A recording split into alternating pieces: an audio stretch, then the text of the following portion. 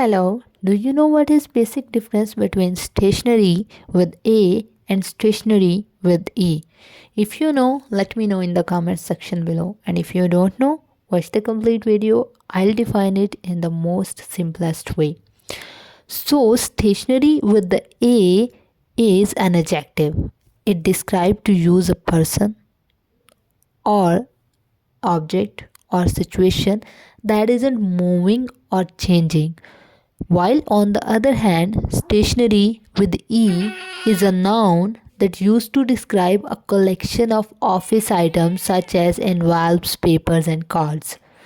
So, stationery with A is an adjective and it is describing anything, whether it is a person or an object or a situation that is not moving, that is not changing. So we will use the word stationary with A at that situation when anything is not moving. While on the other hand, we will use the word stationary with E wherever we want to refer to the things, for example envelopes, papers or cord or any writing material we are referring to.